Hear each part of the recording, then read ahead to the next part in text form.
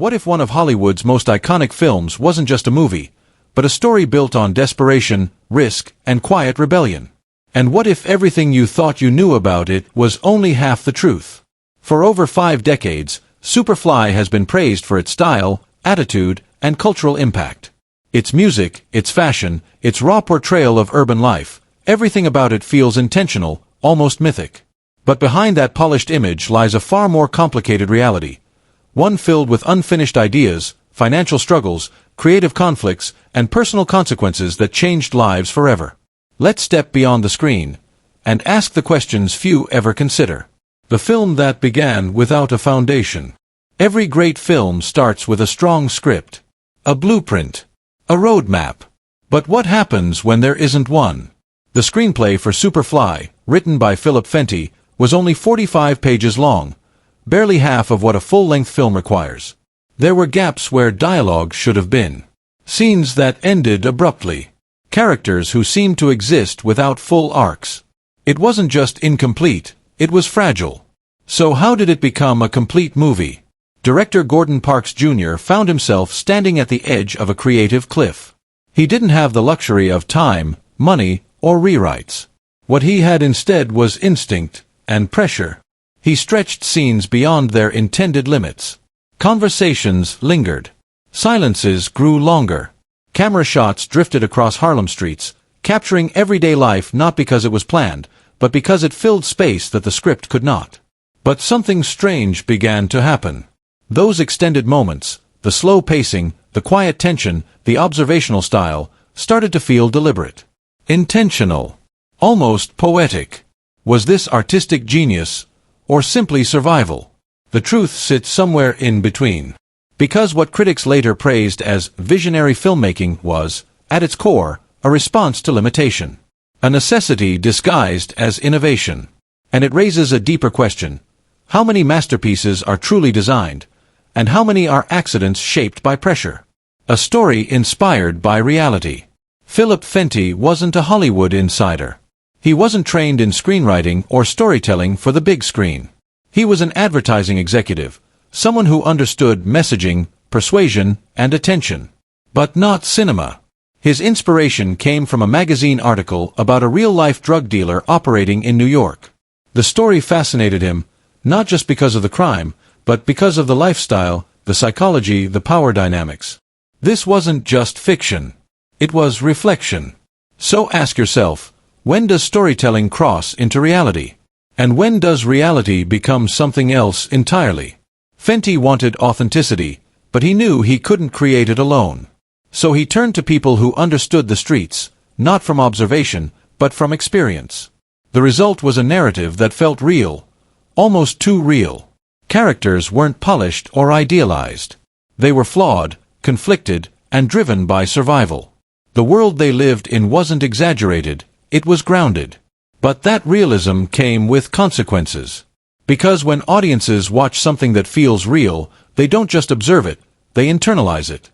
And that leads to an uncomfortable question. Does portraying reality expose truth, or does it risk glorifying it? A star who was never meant for the role. Would you cast a trained stage actor as a street hustler? That's exactly what happened with Ron O'Neal. He was a respected theater performer, disciplined, expressive, and deeply committed to his craft. But he had no direct connection to the world he was about to portray. And yet, when he stepped into the role of Youngblood Priest, something clicked. His performance wasn't just convincing, it was magnetic. He didn't play Priest as a stereotype. He gave him layers. Intelligence. Calculation. A sense of control that masked deeper vulnerability. Audiences believed him. But here's the deeper question. What happens when audiences stop seeing the actor and only see the character? After the film's release, O'Neal's life changed, but not in the way many would expect.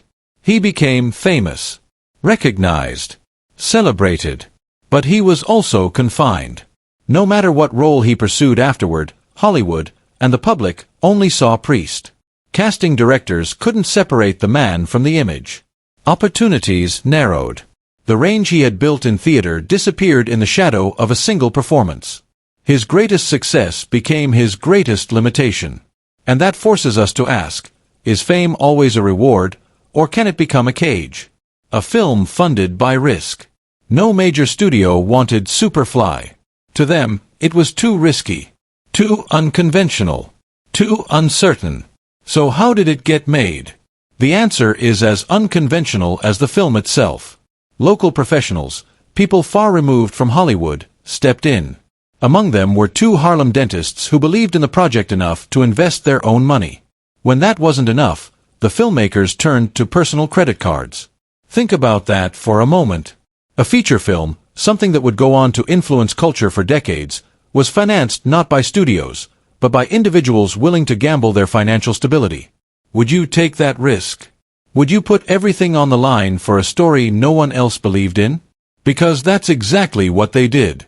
At one point, the situation became so critical that Gordon Parks Jr. had to reach out to his father, Gordon Parks, for support. His father had just directed Shaft, a major success that helped redefine black cinema. That success didn't just elevate his own career, it quietly saved Superfly. Without it, the film might never have been completed. And that raises another question. How many great ideas never see the light of day simply because they lack support at the right moment? Breaking rules to make history.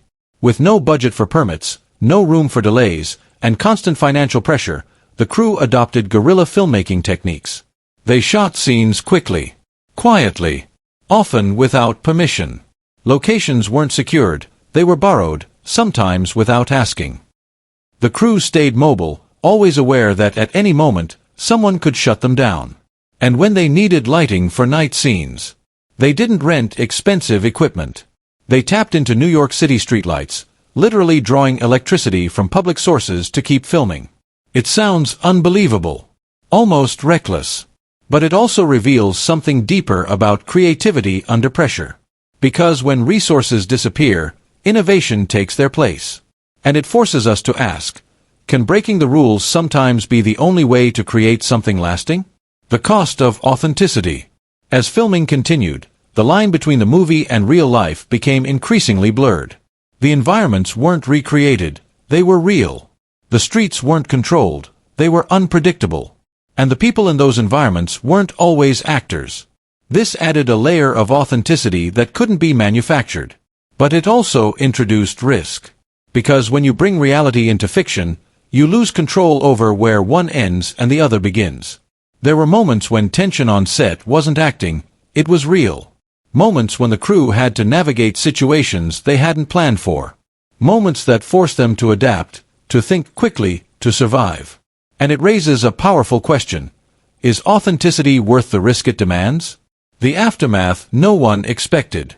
When Superfly was finally released, it didn't just perform well, it exploded. Audiences connected with it. Not just because of its story, but because of how it felt. Raw. Honest. Different. It wasn't polished like traditional Hollywood films. It was something else. Something that felt closer to reality. But success came with complications. Critics were divided. Some praised its honesty.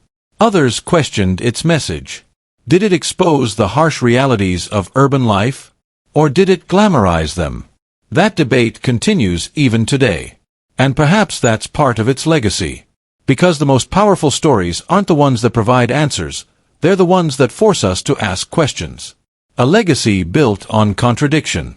Looking back, Superfly is more than just a film. It's a contradiction. A project born from limitation that became a symbol of creativity. A story rooted in reality that sparked debate about perception. A career-defining role that became a personal constraint. A production filled with risk that led to lasting success. And maybe that's what makes it unforgettable. Not just what it achieved, but how it achieved it. So now, step back for a moment, just for a second, and really take in everything that went into making Superfly. Not just the final product that audiences saw on screen, polished and stylized, but the chaos behind it. The uncertainty. The risk. The invisible pressure hanging over every decision. Because this wasn't just another film being made in a controlled environment. This was something far more unstable, something that constantly felt like it could collapse at any moment. An incomplete script, still evolving while scenes were already being shot. A production walking a financial tightrope, where one wrong move could have shut everything down. A creative vision that pushed boundaries, not just artistically, but culturally, socially, and even morally. And a cast and crew navigating a world where fiction and reality weren't clearly separated, but dangerously intertwined. Now ask yourself this. If everything had gone according to plan, if the script had been perfectly finished, if the funding had been secure, if the process had been smooth and predictable, would Superfly still carry the same weight today? Or was it the struggle, the uncertainty, the imperfections, that gave it something real? Because history has shown us something again and again. The stories that stay with us aren't always the ones that were flawlessly executed. They're the ones that nearly fell apart, but somehow didn't.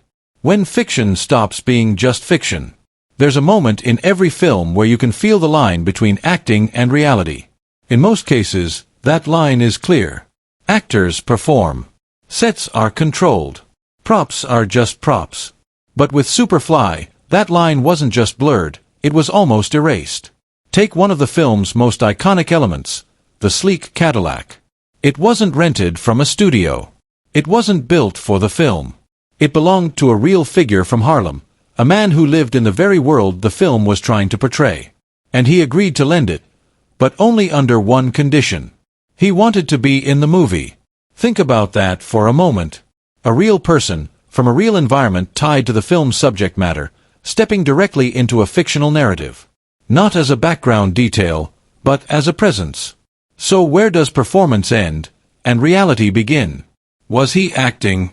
Or was he simply being himself, captured on camera? And if the people, the places, and the lifestyle being portrayed weren't just inspired by reality, but pulled directly from it, can we even call it fiction anymore? In many ways, Superfly wasn't just telling a story about Harlem. It was documenting it, raw, unfiltered, and in real time. And that raises an even deeper question. When a film gets this close to reality, does it become more powerful or more dangerous? A soundtrack that refused to stay silent. Now here's where things take an unexpected and almost rebellious turn. Every film has music. Soundtracks are meant to enhance the story, to support the mood, to amplify the emotions already being shown on screen. But what happens when the music doesn't agree with the film? What happens when it challenges it? That's exactly what happened when Curtis Mayfield was brought in to create the soundtrack. On the surface, it seemed like a perfect match. A powerful voice. A cultural icon. Someone who could elevate the film's atmosphere and give it a distinct identity. But Mayfield saw something deeper, something troubling. He recognized the danger in what the film was portraying. A drug dealer, presented with style, confidence, and control. A figure that could easily be mistaken for a hero. And instead of reinforcing that image, Mayfield made a bold choice. He pushed back. Through his music, he told a different story. Freddie's Dead wasn't a celebration. It was a warning. Pusherman didn't glorify, it exposed. Track after track, the soundtrack peeled back the illusion that the film seemed to build. It revealed the cost, the consequences, the reality behind the lifestyle. So now ask yourself, which message do you think audiences absorbed more deeply, the visuals they saw, or the truths they heard?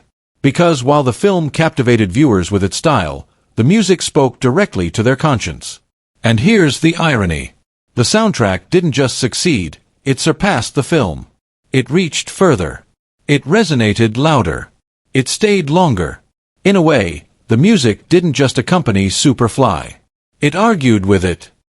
And maybe, just maybe, it won. The backlash that couldn't be ignored. Success doesn't always bring celebration. Sometimes it brings scrutiny. And Superfly didn't just face criticism, it faced resistance. Organizations like the NAACP stepped forward with strong objections, arguing that the film wasn't just entertainment, it was harmful. They believed it reinforced damaging stereotypes. That it glamorized a lifestyle rooted in destruction. That it sent the wrong message, especially to communities already struggling with real-world consequences of drug culture. And from that criticism, a term gained traction. Blaxploitation. A label that would come to define an entire genre, but also carry a heavy weight of controversy.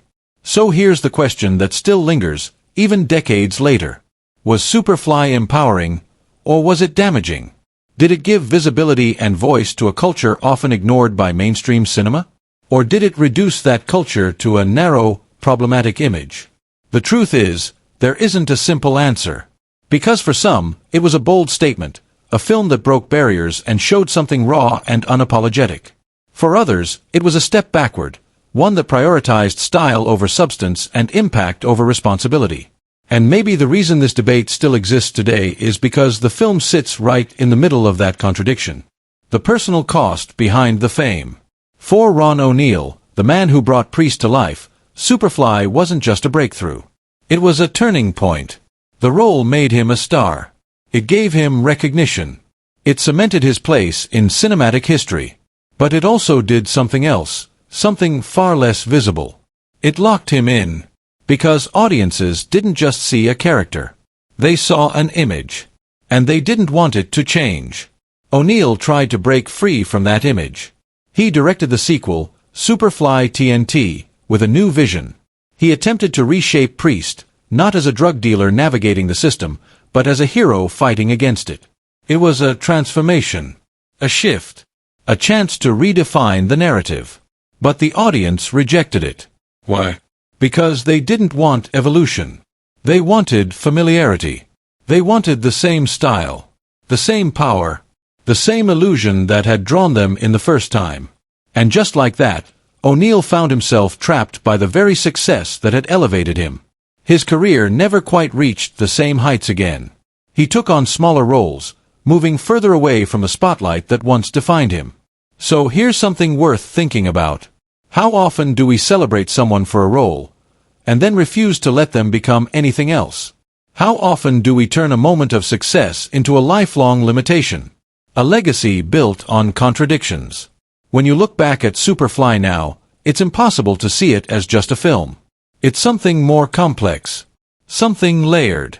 Something filled with contradictions that refuse to settle into a single narrative. A movie praised for its groundbreaking style, yet born from financial instability. A soundtrack that became legendary, while actively challenging the story it was tied to.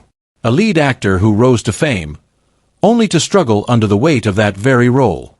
A cultural milestone that sparked both admiration and outrage, sometimes from the same audience.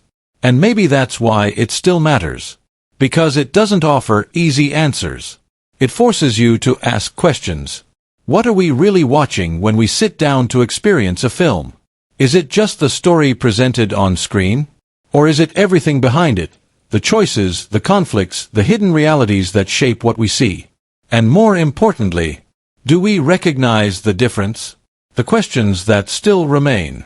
50 years later, Superfly hasn't faded into obscurity. It's still discussed. Still analyzed. Still debated. Not just for what it shows, but for what it represents. A moment in time where art, reality, and controversy collided.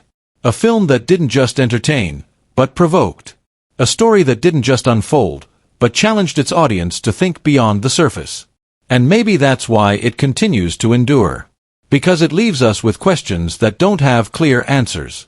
Was it a product of its time, or something ahead of it?